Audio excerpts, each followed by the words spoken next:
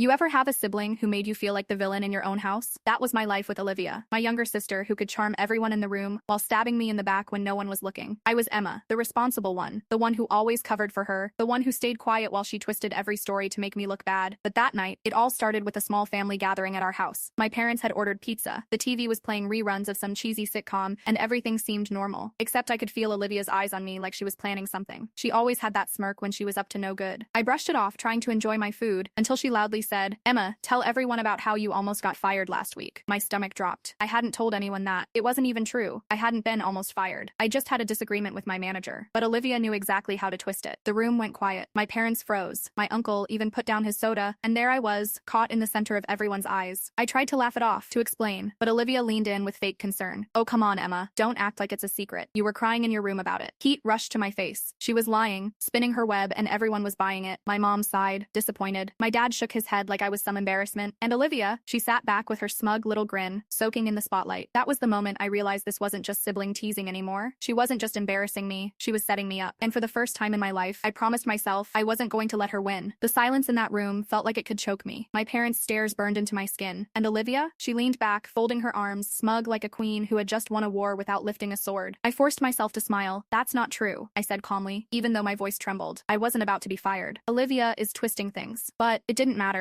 The seed was already planted. My uncle raised his eyebrows. My mom muttered something about Emma always being dramatic. And Olivia tilted her head like she was innocent. "Wow, sis, I'm just looking out for you. No need to get defensive." That was her move. Pretend like she was the victim, while I looked like the unstable one, and I could see it working. Again. Inside, I was boiling. She had done this my whole life, taking private things I trusted her with and flipping them into weapons. But this time, I caught a flicker. A mistake. In her smirk, I saw her glance at her phone, then back at me. Something clicked. She wasn't just humiliating me in front of family. She was recording it. I caught the slight angle of her phone against her glass of soda. The camera light so faint most people wouldn't notice. My heart pounded. My sister wasn't only lying to my parents. She was preparing to blast this out to her friends, maybe even online to ruin me for fun. I clenched my fists under the table. My pulse throbbed in my ears. If I exposed her too soon, she'd cry. Flip the narrative, and everyone would believe her like always. But if I stayed quiet, she'd get what she wanted. Another video of pathetic Emma for her collection. Then it hit me. This time, I couldn't play defense. I had to turn her own game against her. So I leaned forward, smiling for the first time that night. "You know what, Olivia? You're right. I was upset, but maybe it's time I show everyone why I was upset." Her smirk faltered. Just for a second. My mom frowned. "What do you mean, Emma?" I looked straight at Olivia, keeping my voice even. "Because the only reason I even had problems at work is that someone has been messing with me outside of work. Someone close. Someone who thinks it's funny to stir chaos." The room stiffened. Olivia shifted uncomfortably, but she still kept that fake little laugh. "Oh, come on, don't start blaming me for your mistakes." But I saw it, her hand sliding her phone lower under the table. She didn't want me to say more. And that's when I knew I finally had her scared. The tension at the table was thick. My dad's eyes darted between us. My uncle leaned forward, interested, like this was better than TV. And Olivia? She was cornered for the first time. For years, she had turned every fight into a win. But tonight, I wasn't backing down. I had a plan, and she wasn't ready for it. Because if she wanted a war, she had just picked the wrong battlefield. You ever notice how the people closest to you know exactly where to stab you, emotionally? That's how it felt every single time Olivia opened her mouth. After what she pulled at the dinner, I couldn't shake the humiliation, but I also couldn't let it end there. I knew something was coming. The air in the house shifted. She was plotting something bigger. It started small. My favorite sweater went missing, then reappeared with bleach stains down the front. My car keys disappeared for 2 days, only to be miraculously found in Olivia's backpack. Each time, she smiled sweetly at Mom, who acted like I was being dramatic. But what pushed me over the edge was the night I overheard her whispering on the phone. She was in her room, voice hushed but laced with venom. "She doesn't deserve any of it. I'm the one who should have the room, the friends, the attention. Just wait. I'm gonna make her crack. Everyone's going to see who the real loser is." I froze outside her door, pulse pounding. She wasn't just tormenting me for fun. She had a full-blown campaign to ruin me. The next day at school confirmed it. Rumors started spreading. Things I never told anyone. Personal things. She'd been snooping through my journal. My handwriting, my thoughts, my fears, twisted into cruel jokes. Classmates snickered as I walked past. My best friend wouldn't even look me in the eye. By lunchtime, I realized this wasn't just sibling rivalry anymore. Olivia wanted to erase me. I tried confronting her at home, but she smirked and leaned against the doorway like she'd won. "Oh, Emma, don't be so sensitive. People are finally seeing the real you. I'm just helping." My hands shook with anger. For the first time, I wasn't just hurt. I was furious. This wasn't going to stop until I made it stop. So, I started paying attention, watching her every move, tracking where she went, who she talked to, what she posted online. If she wanted war, fine, I'd give her one. And when I discovered the little plan she was working on for the upcoming school talent showcase, I realized she was about to humiliate me on a stage, in front of the entire school. That's when something inside me snapped. This wasn't going to be her stage. It was going to be mine. You ever feel like you're living in someone else's shadow, and no matter how much you try to escape it, they keep pulling you back? That's exactly where I was with with Olivia. After the blow up in front of my parents, the house turned cold, like every word I spoke was filtered through her venom, but I wasn't about to keep playing her game quietly anymore. One night, I walked past her room and heard whispers. At first, I thought it was her on the phone, but no, it was her scheming with her best friend Rebecca. They were plotting how to humiliate me at school. Olivia laughed about hacking into my laptop, twisting private notes I'd written for myself into some fake drama to post online. My stomach twisted into knots as I listened. The next morning, I checked my laptop. Sure enough, password changed, files gone. My heart pounded so hard it made my hands shake. That's when it hit me. This wasn't just sibling rivalry, this was war. I skipped breakfast and went to school early, trying to piece together how to stop her before she ruined me. But Olivia was one step ahead. By lunchtime, whispers started circling the cafeteria. People looked at me and laughed behind their hands. One girl shoved her phone in my face, a doctored screenshot of my messages that Olivia had spread. It wasn't just embarrassing, it was personal. Stuff no one else should have seen. My cheeks burned, but deep down, a strange fire lit inside me. Olivia wanted me broken, begging, but instead, I decided right then, she was about to regret ever crossing me. That night, I stayed awake, combing through her hidden social media accounts, old emails, little breadcrumbs she'd left behind, and when I found what I was looking for, my heart skipped. I held the one thing that could finally turn the tables. A secret Olivia thought she buried, something no one else knew, and I knew exactly how to use it. The secret I found on Olivia wasn't just small-time drama. It was nuclear. Hidden in her private emails was proof she'd been forging our mom's signature to skip classes, excuses for missing tests, even fake medical notes. If the school ever saw this, she'd be suspended, maybe worse. I sat at my desk, my hands trembling as I read through each file. For the first time in years, I felt like I wasn't powerless anymore. But I wasn't stupid. I couldn't just throw this out there recklessly. If I moved too fast, Olivia would spin it back on me like she always did. No, I needed to be smart. The next morning, I pretended nothing was wrong. She smirked at me over the kitchen table, smug and satisfied after her little stunt at school. Rough day yesterday, huh? She whispered, making sure Mom couldn't hear. My fists clenched, but I forced a smile. Yeah, I said, but people always get what they deserve. That wiped the grin off her face for just a second, and I knew I was in her head now. At school, whispers still followed me, but instead of hiding, I walked taller. I started asking subtle questions. Hey, you ever notice Olivia disappears a lot during tests? Or didn't she miss like 5 days last month with some mysterious stomach flu? I let the doubt spread like smoke in a crowded room. Olivia noticed. By the third day, she cornered me in the hallway, her eyes blazing. What are you doing? She hissed, shoving me against the lockers. I leaned in close and whispered back. I know your secret, Olivia, and if you don't back off, everyone else will too. Her face went pale but then twisted into rage. You wouldn't dare. That night, I set my trap. I printed one of the forged notes, slipped it into my folder, and left it where she could see. When she stormed into my room demanding it, I calmly said, funny, isn't it? One piece of paper, and your whole world could collapse. For the first time ever, I saw fear in her eyes, real fear, but Olivia wasn't the type to surrender quietly. I knew she was going to strike back harder than ever, and the suspense of waiting for her next move had my heart racing every time I walked through the door. Because I hadn't just lit a match, I'd started a wildfire. You ever get that feeling like the ground underneath you is about to give out? That's how it felt. The moment I realized my plan had one weak link, her best friend, the one who helped her set up these secret dates. If she figured out I knew, she could warn my wife. And everything I'd been building, the secret bank account, the paperwork, the lawyer, could crumble. I decided to test the waters. I called her, casual as hell, and said, hey, thanks for helping my wife plan those late-night meetings. The silence on the other end told me everything I needed. She was rattled. She laughed it off, but the nervous quiver in her voice confirmed she was knee-deep in this mess. That night, I drove by the hotel I suspected they were using. My hands gripped the wheel so tight, my knuckles ached. And there it was. Her car, parked right outside like a neon sign, screaming betrayal. I didn't go inside. No, I just snapped a picture. Time-stamped. Proof. But here's where the suspense really kicked in. She called me while she was inside with him. Hey babe, sorry I'm working late. Don't wait up. Her voice dripped with lies, and I had to play along like I didn't know. My chest was burning, but my mind, it was ice cold. When she came home later, smelling of cheap perfume and someone else's cologne, I smiled at her. I smiled, knowing I had all the leverage now. She thought she was winning. She thought she was pulling one over on me. But inside, I was setting the stage for the biggest reversal of her life. The next few days felt like living in a movie where I was the only one who knew the script. My wife carried on with her fake smiles, pretending she was too tired from work, while I watched every move like a hawk. The thrill wasn't in catching her anymore. I already had proof. The thrill now was in how long I could let her think she was safe. I started dropping little hints to see if she would crack. One morning, while sipping my coffee, I casually said, crazy how people get caught cheating these days with all the cameras around. Can't imagine how stupid you'd have to be to think no one notices. She froze for half a second that told me my words landed. Then she laughed it off, but her eyes, they flickered with panic. That night, she left again. Said she had to work late. I followed. Not close enough to be obvious, but close enough to watch her pull into the same hotel parking lot. My heart was pounding so hard, I thought it would break through my chest. I sat in the shadows, gripping my phone. Then, my phone buzzed. A text from her best friend. You need to be careful. I think he knows something. I almost laughed out loud. She had no idea I was parked 30 feet from her car at that exact moment. My hands were shaking, but not with fear, pure adrenaline. It was all coming together. I snapped more pictures. The car, the hotel sign, the timestamp. I even recorded myself reading her text out loud next to her car, so there was no denying it. My evidence pile was airtight. When she came home that night, I decided to raise the stakes. I placed my phone face down on the counter, recording everything. Then I asked her, point blank, "So, how was work tonight?" Her eyes darted, her throat tightened, but she forced a smile. "Exhausting. I don't even want to talk about it." And that's when I leaned in, smirked, and whispered, "Yeah, hotels can be tiring." The color drained from her face. She stumbled, grabbed a glass of water, and tried to laugh it off. But I saw it, the crack, the mask slipping. She knew I knew. She just didn't know how much I had. And I wasn't about to show my full hand yet, not until it would hurt the most. I couldn't stop shaking. My body was running on pure adrenaline, every nerve burning with fury and fear. Olivia thought she had the upper hand, but she didn't know that I was done playing the victim. For years, she mocked me, belittled me, made me feel like I was worthless compared to her. But tonight